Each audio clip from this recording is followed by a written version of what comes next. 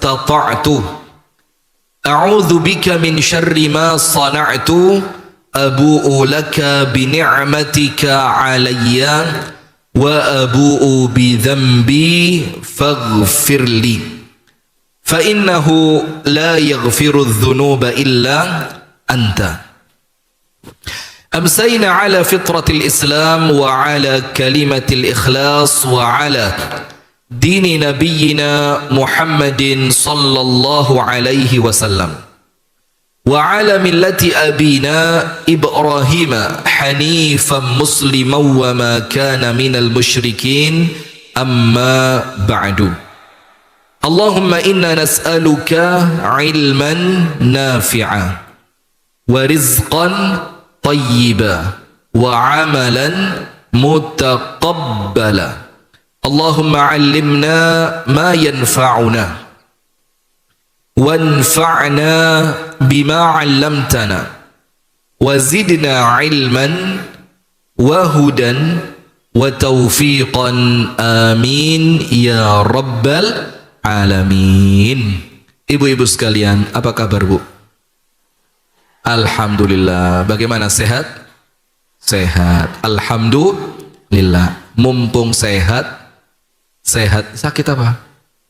Oh, sakit basah, ngalem, kehujanan sakit. Enggak, insya Allah sehat walafiat ya. Ini mumpung sehat Bu, sehatnya dimanfaatkan dengan baik. Sekarang ini lagi musim 2, demam berdarah sama gondongan. Demam berdarah sama apa? Gondongan. Ini lihat ini, abuh ini leher saya. Ini ngomong masih kuat, ngelek rasanya kayak ngelek kerikil, sakit betul. Nah, maka ada satu hadis yang ini perlu kita ingatkan bersama supaya kita ini tidak disebut kufur nikmat.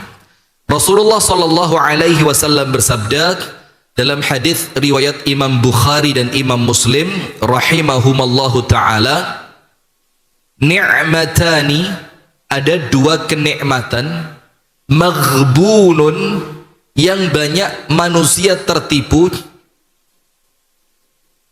katsirun minan nas, ada 2 kenikmatan yang menjadikan banyak manusia itu lalai. Jadi kalau dapat nikmat yang satu ini, dia tidak terasa bahwa itu nikmat yang manfaat, dia tidak terasa bahwa itu nikmat yang begitu berarti dan berharga. Tapi setelah nikmatnya itu oleh Allah dicabut, baru terasa. Ni'matani maghbunun fihima katsirun minan nas. Ada 2 nikmatnya. Yang pertama, as-sihhatu, nikmat sehat. Maka mumpung sehat, ngaji yang banyak. Mumpung sehat, jangan males datang ke majelis taklim. Mumpung sehat, kalau ada tetangga punya gawe, dibantu. Mumpung sehat, kalau ada acara-acara kebaikan, panjenengan harus ikut. Karena kesehatannya dimanfaatkan untuk kebaikan. Yang kedua, nikmat apa yang kedua? Wal faragh. Faragh itu artinya waktu luang. Mumpung masih punya kesempatan, dipakai untuk ibadah. Mumpung masih punya kesempatan, digunakan untuk kebaikan. Mumpung masih punya kesempatan, kesempatannya digunakan untuk aktivitas yang positif. Khawatir nanti kalau kesempatannya oleh Allah dicabut, yang tersisa apa? Getun, penyesalan. Nanti getun, coba dulu waktu sehat ya, saya sering datang ke majelis ilmu, sekarang badan sudah tidak kuat, lungguh rodok suwe titik wis sikile pedot. Nah, maka ini mumpung panjenengan oleh Allah diberi kesempatan, diberi sehat, dimanfaatkan, disyukuri, agar nanti ketika 2 nikmat ini, sehat dan waktu luang, oleh Allah dicabut, panjenengan tidak menyesal. Mudah-mudahan sehat terus, Allahumma amin. Hadirin sekalian, di sore hari ini temanya rotok medeni, makin capek makin berkah. Jadi semakin capek semakin berkah. Salah satu di antara yang perlu kita fahami tentang agama Islam, itu ada namanya umur mukallaf. Apa namanya? Mukallaf. Oh, ini belum mukallaf. Oh, ini sudah balik mukallaf. Mukallaf itu apa? Mukallaf itu dibebani oleh syariat. Nah, maka dalam agama Islam semua ibadah yang hukumnya wajib itu kalau panjenengan belajar ilmu fikih itu namanya hukum taklifi. Hukum apa? Taklifi. Yang panjenengan dibebani entah untuk melakukannya atau meninggalkannya. Maka hukum taklifi itu ada wajib, ada sunnah, ada makruh, ada haram. Ditambahi satu, yondak sunnah, yondak wajib, yondak makruh, yondak haram. Namanya apa? Mubah. Namanya apa? Mubah. Maka kalau wajib, panjenengan dibebani untuk mau tidak mau kudu dilakoni. Kalau hukumnya wajib. Kalau hukumnya sunnah, panjenengan didorong oleh syariat. Untuk apa? Dianjurkan, lakukan. Walaupun ketika ditinggal, panjenengan tidak berdosa. Kalau haram, panjenengan dituntut oleh syariat untuk meninggalkannya. Mau tidak mau, kalau hukumnya haram, wajib ditinggal. Dan meninggalkannya berpahala. Ada juga namanya makruh. Panjenengan oleh syariat diminta, dianjurkan, bukan wajib untuk meninggalkannya. Artinya ketika panjenengan lakukan, panjenengan tidak dosa. Namanya makruh. Dan ada satu mubah. Mubah itu perkara yang oleh syariat diperbolehkan, tidak dihukumi sunnah, tidak dihukumi makruh, tidak pula wajib, tidak pula haram. Namanya apa? Mubah. Contohnya apa mubah itu? Mandi. Contohnya apa mubah itu? Olahraga. Bisa jadi sunnah, bisa jadi wajib, tapi hukum awalnya apa? Mubah. Nah, maka semua hukum syariat itu namanya taklif. Taklif itu artinya beban. Artinya apa? Beban. Nah, berarti selama kita hidup di dunia, ibu-ibu yang cantik jelita, ya gitu, tahu diri enggak apa-apa. Bagus, ya. Ibu-ibu sekalian yang solihah, amin. Maka selama kita hidup, itu kita dibebani oleh syariat. Panjenengan selama hidup wajib tidak pakai jilbab kalau ketemu orang yang bukan mahram. Kalau tiba-tiba panjenengan tiba-tiba jilbabnya dilepas, terus ketemu Pak RT, terus sama Pak RT diajak, ya wes mbak menisan melo pelorotan jambe, mau panjenengan? Kalaupun panjenengan mau, itu berdosa. Kenapa berdosa? Panjenengan oleh syariat diwajibkan untuk nutup aurat, dibebani untuk nutup aurat, lah kok ternyata panjenengan malah buka aurat. Faham sampai sini? Begitu pula sebaliknya, panjenengan oleh syariat dilarang untuk bohong. Dilarang apa? Bohong. Berarti ini dibebani syariat. Apa bebannya? Ojo ngapusi. Maka ketika panjenengan tidak berbohong, panjenengan dapat pahala. Ketika panjenengan berbohong, panjenengan dapat dosa. Maka tulis yang pertama, Bu, qaidah di dalam ibadah. Tulis qaidah di dalam ibadah. Kalau bawa buku ditulis, kalau tidak bawa buku panjenengan konsentrasi dengarkan. Insya Allah gampang. Saya ceramahnya tidak pernah ruwet. Mek situ tok ceramah saya yang ruwet itu. Poligami ikut tok seliane gak. Setuju enggak? Oh judes seram. Setuju enggak? Bagus ya, bagus. Tidak apa-apa, wong tidak ada paksaan kan? Tidak ada paksaan untuk melakukannya ya. Tapi kalau orangnya mampu, legowo, orangnya baik, kepingin masuk surga, insya Allah ya mau. Panjenengan pengen masuk surga mboten? Berarti mau. Kok jadi kayak judul film? Surga yang tak dirindukan. Apa itu? Astagfirullahaladzim. Sudah, Kazarut, tulis rumus dalam ibadah, qaidah di dalam ibadah. Al-ajru biqadri al-masyaqqah. Al-ajru ditulisnya pakai Latin aja enggak apa-apa. Al-ajru. A-L-A-J-R-U. Al-ajru biqadri B-I-B Q-O-D-R-I biqadri al-masyaqqah. A-L-M-A-S-Y-A-Q-Q-O-H. Mau tak dikte lagi? Gak usah pengajian, wes latihan rutaba aja ini. Ya, apa rutaba itu? Rumah baca, tulis. Sudah. Al-ajru biqadril masyaqqah. Diambil dari artinya dulu. Apa artinya? Ganjaran itu tergantung kesulitan. Ganjaran tergantung kesulitan. Apa maksudnya? Semakin sulit, semakin susah, semakin berat suatu ibadah, maka ganjarannya semakin besar. Faham?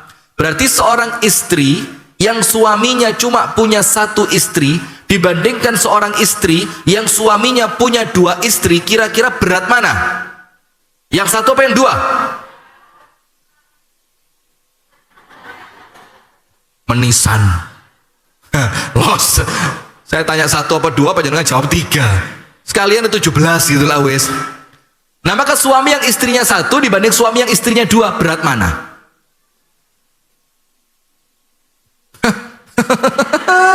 Panjenengan kayak pinter, masya Allah.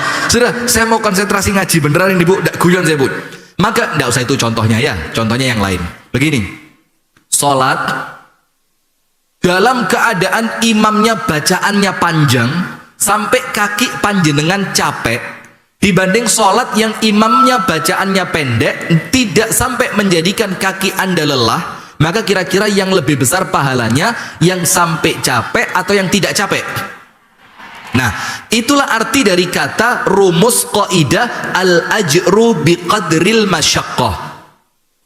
Ganjaran itu tergantung kesulitan. Apa artinya? Semakin besar kesulitan yang kita hadapi di dalam kita beribadah, maka pahalanya semakin besar. Dan ini bu, ada hadisnya. Nabi besar Muhammad sallallahu alaihi wasallam bersabda, "Inna 'idhamal jazaa'i ma'a 'idhamil bala'i." Inna sesungguhnya 'idhamal jazaa' besarnya suatu pahala, ma'a 'idhamil bala' tergantung besarnya ujian. Semakin berat ujiannya, pahalanya semakin besar. Maka saya mau tanya, jujur, panjenengan kalau tahu ujian itu pahalanya besar, kepingin tidak diuji?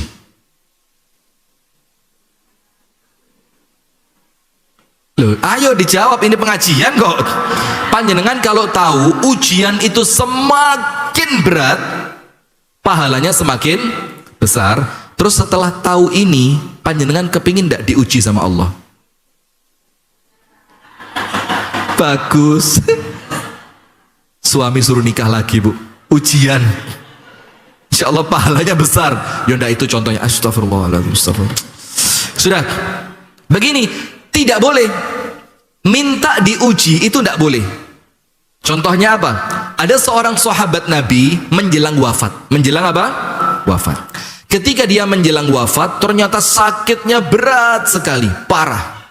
Sampai dia merasa, wes Gusti Allah mesti sanai. Sekalian aja dia bilang apa? Ya Rob, ya Allah, kalau saya punya dosa yang akan membebani akhirat saya, maka timpakan semuanya sekarang aja ya Allah. Kalau saya punya dosa, mungkin saya pernah melakukan ini, melakukan itu, pernah ninggal kewajiban ini, pernah ninggal kewajiban itu, dan itu dosa yang akan menjadikan akhirat saya sengsara. Maka dia minta sama Allah apa? Sekalian ya Allah, timpakan sebelum saya meninggal dunia. Harapannya apa? Nanti setelah dia meninggal, dia sudah tidak ada beban hukuman di akhirat. Setelah Nabi Muhammad mendengarkan itu apa bu? Wallahi la tutib. Demi Allah kamu tidak akan kuat kalau seperti itu. Kalau yang kamu minta semua dosamu dihukum di dunia, bahkan di detik-detik terakhir kematianmu, kamu tidak akan kuat. Terus Nabi Muhammad mengajarkan apa? Wa idza sa'altumullah fas'alullahal afiyah. Kalau kalian mau minta sesuatu kepada Allah, mintalah yang namanya afiat. Minta apa? Afiat. Panjenengan kalau ditanya, "Mbak, bagaimana kabarnya?" Sehat. Kadang-kadang ditambahi sehat wal afiat. Sehat itu apa? Fisiknya. Afiat, hidupnya jauh dari ujian. Nah, maka Rasul mengatakan kalau kamu mau minta kepada Allah, mintalah afiat. Afiat itu ya sehat badannya, jauh dari keburukan, jauh dari ujian, jauh dari fitnah. Maka Nabi Muhammad ngajari, jangan minta yang macam-macam. Jangan minta, ya Allah, kalau saya tahu dengan ujian ini saya akan masuk surga, ya Allah, ujilah saya. Itu malah tidak boleh. Tapi mintanya kepada Allah apa? Minta sehat, minta afiat, minta selamat, minta jauh dari fitnah, minta jauh dari keburukan. Itu doa kita. Karena kalau kita jauh dari semua keburukan, insya Allah ibadahnya semakin baik. Contoh, panjenengan tahu Nabi Yusuf? Nabi Yusuf tahu? Iya, itu yang saya maksud. Ya kalau saya dijelaskan ceritanya, ya mesti bu, lawang Nabi Yusuf sudah tahun berapa, panjenengan tahun berapa ya? Nabi Yusuf alaihi salam itu di sebagian kitab tafsir dikatakan apa? Ketika Nabi Yusuf itu berdoa kepada Allah ketika dirayu oleh Zulaikha, dirayu, perempuannya cantik, pakaiannya menarik, aromanya begitu harum semerbak, dalam keadaan di suatu tempat yang tidak ada orang yang bisa melihat, dan dia juga perempuan yang memiliki kedudukan tinggi. Nabi Yusuf juga masih muda. Jawabannya Nabi Yusuf apa? Ma'adzallah innahu rabbi ahsana mathwai. Aku berlindung kepada Allah, suami panjenengan, tuan saya itu telah berbuat baik sama saya. Tidak mungkin saya berkhianat kepada dia. Nabi Yusuf. Nah, akhirnya Nabi Yusuf di akhir cerita mengucapkan apa? Rabbi, duhai Tuhanku, as-sijnu, saya ini masuk ke dalam penjara, ahabbu ilayya, lebih saya cintai, lebih saya sukai, lebih saya pilih, mimma yad'unani ilaih, dibanding mengikuti keinginan perempuan itu. Nah, akhirnya ketika Nabi Yusuf mengatakan, ya Allah, penjara lebih aku sukai, maka disebutkan dalam kitab tafsir tadi apa? Maka Nabi Yusuf oleh Allah dimasukkan penjara. Coba dari awal dia meminta al-afiyah, dia minta apa? Keselamatan, jauh dari fitnah, la'afahullah, maka Allah akan memberikan kepadanya keselamatan. Nah, maka artinya ibu-ibu sekalian, al-ajru biqadril masyaqqah, ganjaran tergantung kesulitan.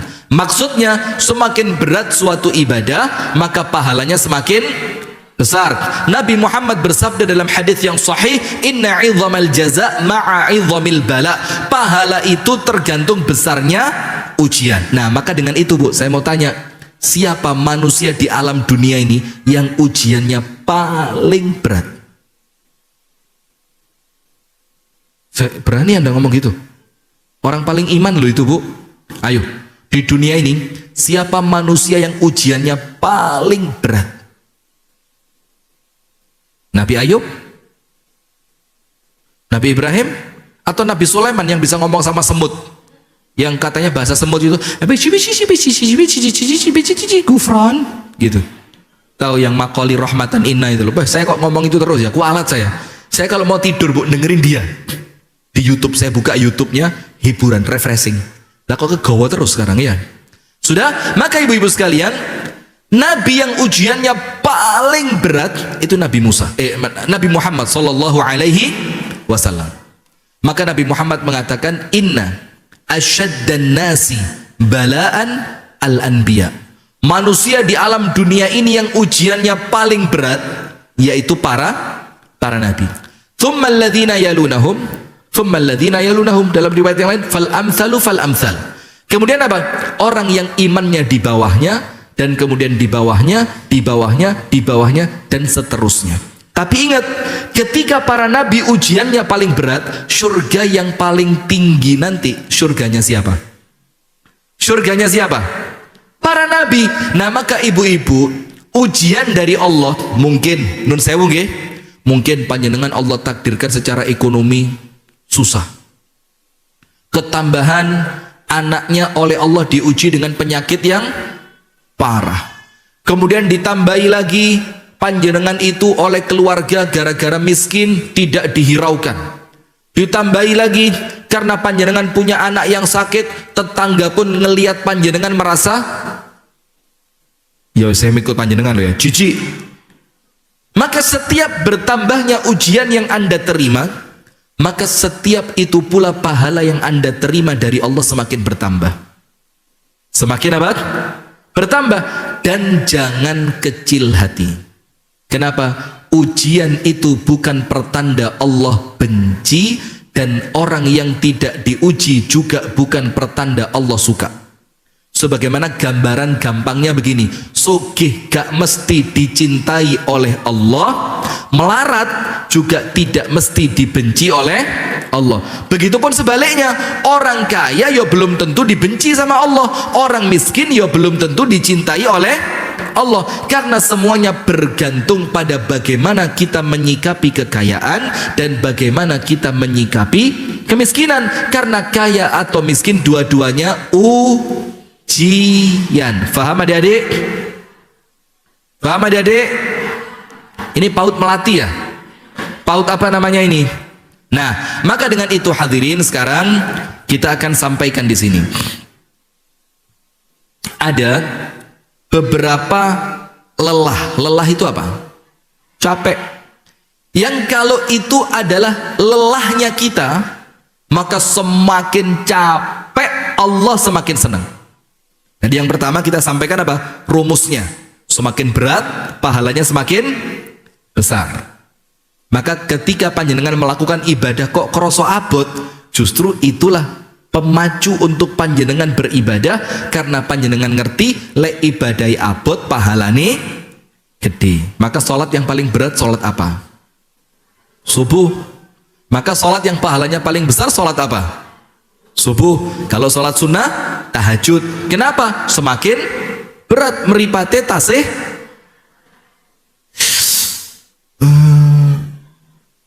Ini pengalaman di pondok dulu. Di pondok dulu ada guru saya, namanya Ustadz Muhdi. Itu lek nggugah tangis tahajud. Kan saya itu pondok SMP full turu karpet ijo. Karpet ijo yang karpetnya musola itu loh. Sing lek digedrukno bleduke Masya Allah. Ndukure disaponi nisore bleduk.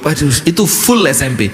SMA kelas 2 baru dapat kasur tingkat. Itu kelas 2. Kelas 1 belum, kasur tingkat. Dan kasur tingkatnya itu terbuat dari besi. Jadi kasur di bawah besi, di atas besi, tingkat 2. Nah sudah, Ustadz Muhdi ini kalau bangunin sholat tahajud itu bawa besi cor. Tahu besi cor? Kan waktu itu pondok lagi bangun, sehingga banyak potongan-potongan besi cor yang di bangunan itu dipegang, nanti dipukulkan ke besi di dekat telinga kita. Ding ding ding ding ding ding ding ding ding ding. Itu tangi bukan karena kepingin tahajud, tangi gara-gara mangkel sampai rangantuk mana itu. Bayangin loh, cedek kuping ditutui, dan subhanallah istiqomah boleh durung tangi gak ditinggal. Ada teman saya satu sampai meripati dibuka gini, hai, halo, hai. Itu matanya teman itu dibuka gini, hai, apa? Gak mau bangun, ayo. Sampai seperti itu. Nah, maka kenapa tahajud paling besar pahalanya? Karena tahajud adalah ibadah sunnah, sholat sunnah yang paling berat. Nah sekarang ada 8 capek yang kalau 8 capek ini Anda lakukan, semakin capek semakin berkah, semakin capek semakin manfaat, semakin capek semakin dicintai oleh Allah Subhanahu wa ta'ala. Dengan satu kaidah, tidak boleh memudoroti diri sendiri. Itu kaidahnya. Itu apa? Rambu-rambunya. Jangan sampai mentang-mentang semakin berat semakin besar terus panjenengan ngotot. Oh, iki lek musim dingin teko nang Masjid Al Amin Osomudan lek gak gawe jaket jas hujan iku awake teles kebles terus wahing-wahing awake greges pancet ngaji pahalane tambah gede. Ngawur. Ngawur. Nggak boleh. Rambu-rambunya apa? La dharara wala dirar. Dalam hadis Arba'in Nawawi, tidak boleh memudharati diri sendiri dan tidak boleh mendatangkan kemudharatan untuk orang lain. Memudharati diri tidak boleh, memudharati orang lain boleh, tidak boleh. Nah, maka contohnya begini, dalam hadis ada seorang perempuan, dia itu ngotot mau berangkat haji dari Madinah menuju Mekah, itu jalan kaki. Setelah didengar oleh Nabi Muhammad bahwasannya ada seorang perempuan kate budal kaji melaku sekil, apa kata Nabi Muhammad? Murha birrukub, perintahkan kepadanya untuk menaiki unta. Karena apa? Perempuan itu bukan tidak punya unta, dia punya unta, dia punya kendaraan, tapi kemudian dia kepingin jalan kaki supaya lebih berat, supaya lebih capek, supaya datangnya lebih lama, karena dia kepikiran kalau lebih berat, lebih capek, datangnya lebih lama, pahalanya tambah besar. Ternyata oleh Nabi salah. Maka sama Nabi disuruh apa? Naik unta. Sama rumah panjenengan di Canggu. Sholatnya ke Masjid Al-Amin. Panjenengan punya motor, tapi panjenengan maksa jalan kaki. Kalau jalan kaki sampai masjid telat. Kalau jalan kaki sampai masjid capek. Kalau jalan kaki lama-lama sakit, kemudian tidak bisa ke masjid, maka jalan kakinya tidak lebih baik dibanding naik sepeda motor. Paham sampai sini? Jadi rambu-rambunya apa? Jangan memudharati diri sendiri. Panjenengan timbang. Maka mana yang lebih berat? Selama tidak mudharat itu baik. Tapi kalau sampai mencelakai diri sendiri, maka dilarang. La dharara wala dirar. Capek yang pertama, Anda tulis dalam surat At-Taubah ayat 111. Capek yang pertama, semakin capek semakin baik, semakin capek semakin berkah, semakin capek pahalanya semakin besar. Dalam surat At-Taubah ayat yang ke-111. Capek dalam berjuang di jalan Allah. Capek dalam berjuang di jalan Allah. Jadi dakwah sosial, apalagi dakwah sosial, santunan, kemudian menyelamatkan orang Islam yang tertindas. Pokok intinya berjuang di jalan Allah. Semakin capek, semakin berkah. Semakin berat, semakin sakit, semakin berkah. Walaupun tetap kaidahnya kembali, tidak boleh memudharati diri sendiri. Jadi diukur. Ayatnya dalam surat At-Taubah ayat 111. Allah Ta'ala berfirman, innallaha ashtara minal mu'minina anfusahum wa amwalahum bi anna lahumul jannah. Kita ini, Bu, Allah telah membeli dari kita harta dan jiwa kita. Jadi harta panjenengan, jiwa panjenengan itu oleh Allah seakan-akan diajak transaksi. Ngerti transaksi? Jual, beli. Panjenengan jual, oleh Allah dibeli. Allah telah membeli harta dan jiwa kalian bi anna lahumul jannah, bahwasannya Allah tukar apa yang Anda jual, Allah beli dengan harga syurga. Yuqatiluna fi sabilillah fayaqtuluna wa yuqtalun. Kemudian mereka berjuang di jalan Allah. Kemungkinannya dua. Boleh jadi mereka membunuh musuh, dan boleh jadi mereka yang dibunuh oleh musuh. Wa'dan alaihi haqqat, dan itu merupakan janji yang benar dari Allah Subhanahu wa ta'ala. Nah, itu capek yang pertama. Maka kalau panjenengan yakin ibu-ibu yang dicintai oleh para suaminya,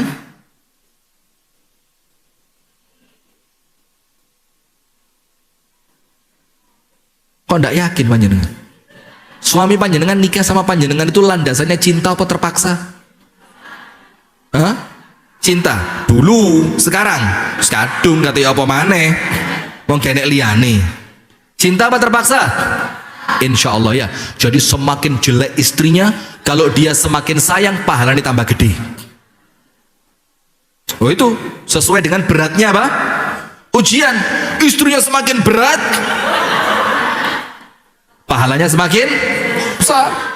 Karena nahan istri berat itu ya susah. Aman Bu Sevi? Aman. Nah dia tidak gitu juga. Sudah. Maka apabila panjenengan yakin apa yang anda lakukan itu merupakan sesuatu yang berada di jalan Allah, maka jangan canggung kalau capek. Bahkan semakin capek semakin baik. Panjenengan tahu capeknya Nabi Muhammad? Nabi Muhammad itu pernah dicari oleh putrinya yang bernama Sayyidah Fatimah. Itu nyari ke rumahnya Ibunda Aisyah mulai pagi sampai siang, sampai sore, sampai malam belum pulang Nabi Muhammad. Terus Ibunda Aisyah mengatakan sama Siti Fatimah, Fatimah, kamu pulang saja. Nanti kalau ayahmu datang, saya beritahu panjenengan dicari oleh putri panjenengan. Sudah. Dan panjenengan tahu kapan datangnya Nabi Muhammad? Menjelang tengah malam. Capek apa enggak? Capek. Nabi Muhammad ketika perang Khandaq gali parit, para sahabat capek, Nabi Muhammad ikut capek. Para sahabat protes, ya Nabi, luwe, I'm very hungry. Hungry apa angry? Yo, hungry jadi garai angry ya. Angry bird, tahu angry bird? Manuk sing ngamuan itu loh. Manuk sopo itu? Astagfirullahaladzim. Sudah? Astagfirullahaladzim. Sudah? Maka ketika para sahabat mengeluhkan kelaparan, ternyata Nabi Muhammad apa? Ini lihat perut saya. Ternyata perutnya Nabi Muhammad diganjal oleh sebongkah berlian. Batu. Menunjukkan Nabi Muhammad lebih lapar dibanding sahabat yang lain. Nah, maka ibu-ibu sekalian, untuk pengajian, untuk kegiatan sosial, untuk dakwah, untuk mengunjungi daerah terpencil yang ada umat Islamnya di sana minoritas, itu di jalan Allah semakin capek, semakin barokah. Dalilnya surat At-Taubah ayat 111. Nomor 2. Capek dalam ajak-ajak kebaikan. Apa ajak-ajak kebaikan itu apa? Ya dakwah, termasuk pengajian, termasuk majelis taklim, termasuk apa?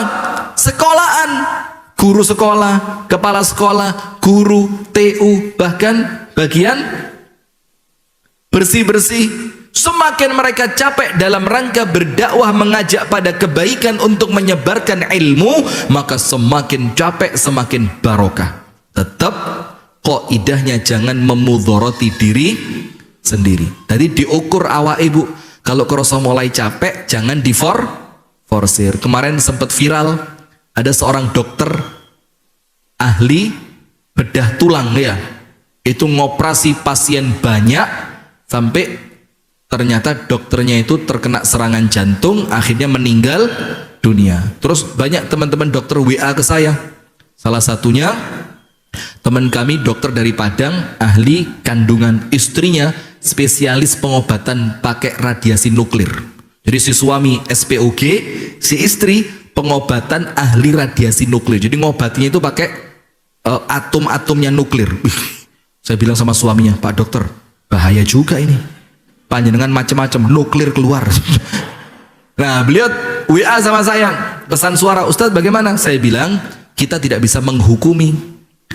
Karena beliau yang meninggal itu niatannya ikhlas ingin membantu pasien yang kesakitan agar cepat sembuh, atau kita juga tidak tahu, jangan-jangan memang dia melakukan itu karena mengejar bayaran yang lebih besar. Terus saya sampaikan sama beliau, tapi kalau melihat track recordnya nampaknya orang baik. Jadi beliau capek itu karena ingin menolong orang lain, walaupun seharusnya ya ditahan. Kalau sudah merasa lelah jangan dipaksakan. Maka begitu juga pengajian Ahad pagi besok di BKIA saya izin kayaknya. Langsung noleh hapusan nembus. Karena kalau saya izin dia yang dimarahin orang. Nah sudah, maka begitu Bu, capek dalam apa? dakwah. Termasuk dakwah itu apa? Jangan mikir dakwah itu mek ceramah tok. Panjenengan punya tetangga. Tetangga panjenengan itu ndak pernah ikut pengajian. Terus panjenengan beritahu, "Mbak, engko sore enek ngaji." Kotaane Mbak peh isine lek di Masjid Al Amin wakeh, Mbak. Coba dibuka dikit. Tolong dibuka. Sudah kemakan atau masih utuh itu? Itu utuh ya? Isinya ada sausnya, ada plastiknya, ada kertasnya, ada. Soalnya biasa kalau kotaan Bu, sing ngabot-ngabot itu air minumnya itu loh. Kalau air minumnya ditaruh dalam, kalau Alamin tidak pernah, Alamin luar terus. Isinya wakil. Itu dibaliknya untuk yang beruntung ada tiket umroh gratis. Coba dicek, landredek buka. Untuk yang beruntung ini. Tapi kok sayangnya sore ini kayaknya tidak ada yang beruntung. Nah sudah, maka capek dalam dakwah, panjenengan ajak tetangga itu, ayo Mbak ngaji. Ya mungkin pertama tidak apa-apa, iming-imingnya mungkin makanan, masih iming-imingnya. Kalau ngaji ke sana Mbak, pulang dapat kupon sembako gratis. Kalau ngaji ke sana Mbak, pulang itu kadang-kadang dibawain sayur gratis. Nanti di sana Mbak ketemu ustadznya ganteng kayak Nabi Yusuf.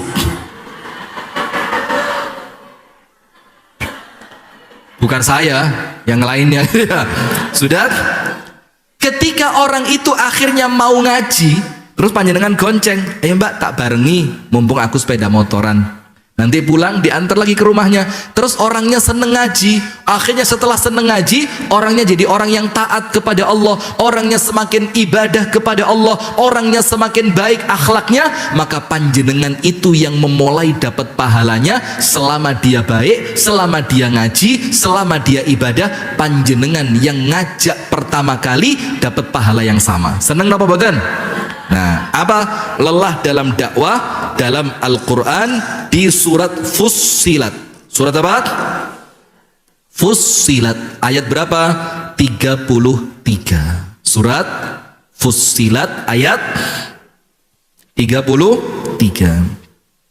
Allah Ta'ala berfirman, wa man ahsanu qawlan mimman da'a ila Allah wa amila salihan wa qala innani minal muslimin. Allah Ta'ala berfirman yang artinya, siapakah orang yang lebih baik perkataannya? Jadi omongannya paling becik, ucapannya paling baik, ucapannya paling manfaat, paling afdol, paling berpahala, paling mendatangkan kebaikan.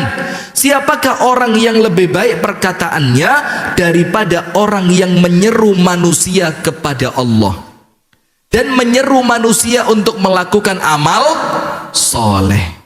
Jadi orang yang ajak-ajak untuk kebaikan, panjenengan kalau ditolak sekali jangan putus asa. Semakin ditolak, insya Allah tambah semangat. Karena semakin sering panjenengan mengajak, pahalanya semakin besar. Maka panjenengan tahu enggak, sales panci enggak pernah putus asa. Hari ini datang, panjenengan enggak beli, besok datang lagi. Enggak beli, besok datang lagi. Sampai panjenengan ngomong, Mas, sampai lah wis rene ping telu sih Mas. Lu mosok sih Mbak? Orang sing tak parani wingi elek saiki ayu kok wonge. Kudu sampean kok sing wingi elek iki ayu iki. Itu saking kepinginnya orang apa? Beli. Lo mosok panjenengan dalam tanda kutip dodolan surga kok kalah sama sales pan? Nomor 2. Jadi capek dalam apa? Berdakwah, mengajak manusia untuk melakukan kebaikan. Capek nomor 3. Capek dalam ibadah. Capek dalam apa? Ibadah. Panjenengan tahu enggak, Nabi Muhammad kalau sholat tahajud itu berapa juz Quran yang dibaca? Berapa juz Quran? 1 rakaat itu yang dibaca Al-Baqarah sampai entek. Al-Baqarah sampai habis itu 2 juz 1/4. Ditambahi surat berikutnya, surat apa? Ali Imran. Ali Imran sampai entek. Ditambahi 1 surat berikutnya, surat apa? An-Nisa. An-Nisa sampai entek. 1 rakaat 4 juz. Mangga, apel, tomat, sirsak. Berapa juz? 4.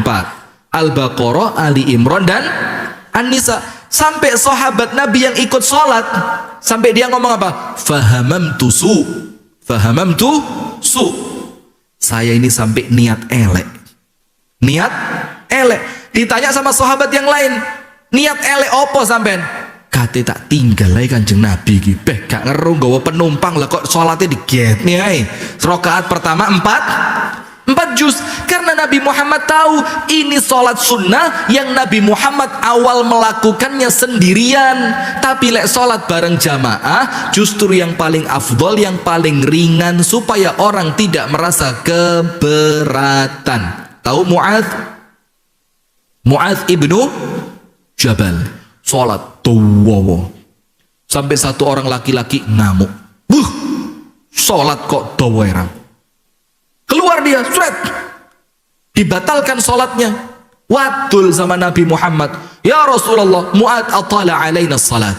Mu'adz salatnya kepanjangan, aku wis tuwek sikilku ora kuat. Dipanggil sama Nabi Muhammad, Mu'adz. Rasulullah bilang apa? Afattanun anta ya Mu'adz. Mu'adz, apakah kamu mau memfitnah manusia? Apa artinya fitnah di sini? Menjadikan mereka tidak senang ibadah gara-gara salatmu. Tawan itu Ustadz Yudi mana? Ustadz Yudi? Mana? Delek. Ustadz Yudi tidak panjang ya? Alhamdulillah. Nah, tapi kalau suaranya kayak Ustadz Yudi masih panjang ya gak apa-apa. Suarane iki sing dadi masalah, suarane gak penak. Makhrote salah kabeh. Dawa maneh. Mentolon nutu iya ya. Nah, sudah ibu-ibu sekalian. Nah, maka semakin panjang atau berat suatu ibadah, maka pahalanya semakin besar. Maka lelah yang ketiga, semakin capek semakin barokah, itu capek dalam ibadah dan amal soleh. Dalilnya panjenengan tulis surat Al-Ankabut. Surat apa? Al-Ankabut, artinya laba. Ayat keberapa? Ayat ke-69. Walladzina jahadu fina lanahdiyannahum subulana wa innallaha lama'al muhsinin. Orang yang bersungguh-sungguh kerja keras di jalan kami, fina, untuk kami, dalam rangka ibadah kepada kami. Allah bilang apa? Kami kasih petunjuk untuk dia. Salah satu arti ayat ini apa? Orang yang sungguh-sungguh dalam ibadah, lanahdiyannahum subulana, Allah berikan kepadanya jalan mudah untuk masuk surga. Allahumma amin. Nah, maka kalau ibadah bu, ojo golek masjid sing traweh, sing penting cepet buyar. Ini kelas saya kelas 4 SD. Saya kelas 4 SD sama teman saya bikin tim survei. Kelas 4 SD loh, wis canggih. Saya kirim teman saya 4. Awakmu nang musola kono. Awakmu musola kono. Awakmu musola kono. Aku musola gini. Nanti dicari sing mulia cepet sing mana. Besok kita ke sana semua. Setelah selesai sholat, panjenengan tahu itu mercon bumbung kita arahkan ke musola yang sholatnya belum selesai. Astagfirullahaladzim. Podo. Masa kecil kita sama ternyata ya. Nah, maka apa? Kalau untuk ibadah jangan cari yang gampang, yang pendek, yang cepat. Selama panjenengan tidak termudhoroti, maka ibadah itu semakin berat, semakin lelah, semakin capek, barokahnya semakin besar. Yang berikutnya nomor 4, lelah dalam mengandung, melahirkan dan menyusui serta merawat anak. Mengandung, melahirkan, menyusui dulu apa melahirkan dulu?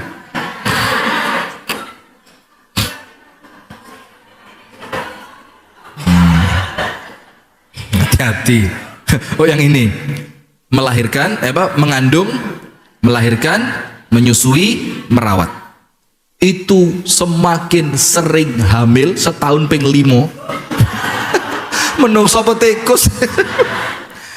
Semakin sering hamil, semakin punya anak banyak, pahalanya semakin besar. Karena apa bu? Melahirkan itu ibadah, hamil itu ibadah, menyusui anak itu ibadah, merawat anak itu ibadah. Berarti semakin banyak anaknya, insya Allah ibadahnya semakin banyak. Tapi tetap diukur kemampuan masing-masing. Karena tadi kaidahnya rambu-rambunya apa? yang penting tidak memudharati diri sendiri. Maka kalau hamil di sini tetap konsultasi dengan dokter kandungan, konsultasi dengan bidan. Bu dokter, usia saya sudah sekian, misalkan umurnya sudah 45, tapi anak saya masih 2. Kira-kira kalau usia 45 masih aman enggak kalau saya hamil lagi? Dokternya bilang aman, yang penting istrinya bukan Anda. Suami Anda suruh nikah baru, nanti suruh hamil. Lo umur berapa dok? Ya bagusnya 23. Oke. Ini semakin berat, pahalanya semakin. Setuju? Anda buka dalam Al-Quran surat Luqman ayat 14. Surat apa? Luqman ayat 14. Jadi hamil, melahirkan, menyusui, merawat. Semakin banyak, semakin berat, insya Allah pahalanya semakin besar. Insya Allah semakin besar barokahnya. Allah Ta'ala berfirman dalam surat Luqman ayat 14, wa wassaynal insana biwalidayhi hamalathu ummuhu wahnan ala wahn wa fisaluhu fi 'amaini an ishkur li wa liwalidayk ilayyal masir. Dan kami berwasiat, yaitu Allah, kepada manusia agar mereka berbuat baik kepada kedua orang tuanya. Wabil khusus, ibunya telah mengandungnya dalam keadaan wahnan ala wahnin, kesel tambah kesel tambah kesel tambah kesel. Semakin kandungannya besar semakin capek. Kalau masih kecil sik lumayan, turu gulingan yo sik kene. Kalau sudah besar wetenge diguling. Iya, sudah tidak bisa gulingan, mengkurep, penyet, jebrot, trut. Susah, tidak bisa. Wahnan ala wahnin, tambah capek, tambah lemah, dan dia menyusui dan menyapihnya dalam 2 tahun. Ini loh. Jadi Allah itu mengapresiasi panjenengan ibu-ibu ini. Bapak-bapak tidak tanggung jawab, habis berbuat pergi. Iya. Tapi ibu-ibu ini Masya Allah masih kesel, masih capek, mengandung kadang-kadang ngidamnya sampai muka itu kayak gombal amoh. Istri saya itu hamil anak pertama, sawak mambu kayu putih. Bagaimana saya mau deket, itu sampai saya titipkan di penitipan. Di mana penitipannya? Di rumah uminya. Itu kira-kira 6 bulan gak mulai-mulai nang Kasembon, dek batu terus. Makannya 1 sendok, metune 5 mangkok. Tambah entek, makannya cuma manggis tok, manggis, senengane manggis. Kok bio pas manggis pas lewarang, alhamdulillah saya mikir tambah larang tambah barokah. Coba manggis tok, manggis sesekali telur asin. Sampai lahirnya berapa? 4,75. Normal. Dokter Hamidah mana? Sana. Dokter Hamidah. Kata Dokter Hamidah, tidak bisa ini, tidak boleh, harus operasi. Saya bilang, oh tidak bisa, tidak boleh, harus normal. Tidak bisa, no operasi, tidak bisa, normal. Saya bilang, suruh tanda tangan. Alhamdulillah, metune lewancar. 4,75. Berat apa enggak? Sama Allah dimudahkan, dikasih pahala besar. Bahkan perempuan yang wafat, mudah-mudahan semuanya selamat ya, amin, dalam keadaan melahirkan, wafat dalam keadaan syahid. Sudah, sekarang capek yang kelima, saya cepat-cepat. Capek lelah dalam mencari nafkah yang halal. Maka para suami itu ojo ngalem, kerja sing rekoso. Rekoso itu apa? Yang sungguh keringetan gak apa-apa, alah gak glowing gak masalah, yang penting duit akeh. Wong elek ritek pokok sugih ya payu kok. Iya apa ndak? Materialistis semua ini, konangan lek material. Wong lanang gak perlu ganteng, yang penting sugih. Setuju? Giliran gini aja setuju sampean. Ya, maka lelah dalam mencari nafkah yang halal. Apa dalilnya? Allah Ta'ala berfirman dalam surat Al-Jumu'ah. Surat apa? Al-Jumu'ah pada ayat yang ke-10. فَإِذَا قُضِيَتِ الصَّلَاةُ فَانْتَشِرُوا فِي الْأَرْضِ وَابْتَغُوا مِنْ فَضْلِ اللَّهِ.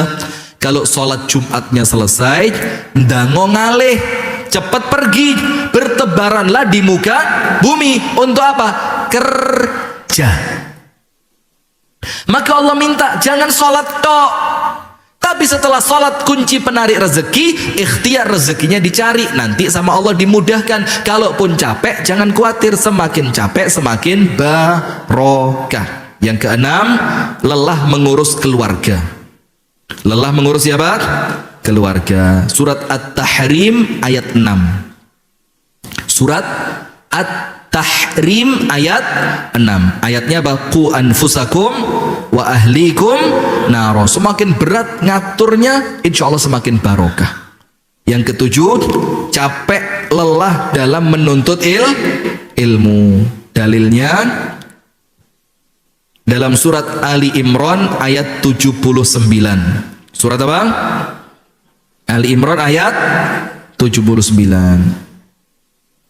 Bima kuntum tu'allimunal kitaba wa bima kuntum tadrusun. Karena kamu mengajarkan dan mempelajari kitab, yaitu Al-Quran.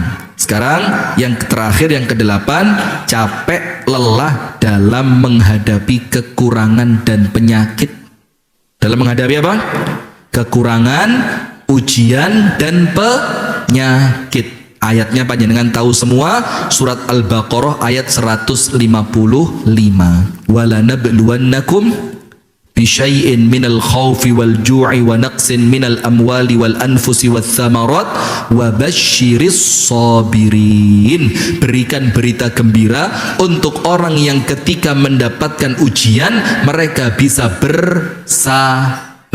Artinya kalau ujiannya berat, panjenengan mampu sabar, pahalanya semakin besar. Itu ibu-ibu sekalian yang dapat kami sampaikan di sore hari ini. Semoga ada manfaatnya. Dan sekarang kita mau mensyahadatkan satu mu'allaf. Namanya siapa tadi? Kita tutup dulu atau bagaimana? Tutup dulu aja ya. Jadi biar yang kerso wangsul biar bisa pulang dulu ya.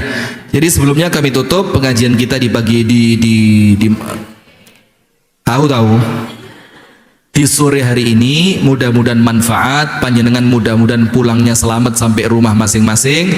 Dan jangan lupa lek ngaji aja. Jangan sendirian ya, nanti pahalanya besar. Subhanakallahumma wa bihamdika asyhadu an la ilaha illa anta astaghfiruka wa atubu ilaik. Kita tutup dengan berdoa dulu ya. A'udzubillahi minasyaitonir rajim. Bismillahirrahmanirrahim. Alhamdulillahi rabbil alamin. Allahumma salli wa sallim ala nabiyyina Muhammadin wa ala alihi wa sahbihi ajma'in. Allahumma ighfir lil muslimina wal muslimat wal mu'minina wal mu'minat al ahya'i minhum wal amwat innaka sami'un qaribun mujibud da'awat.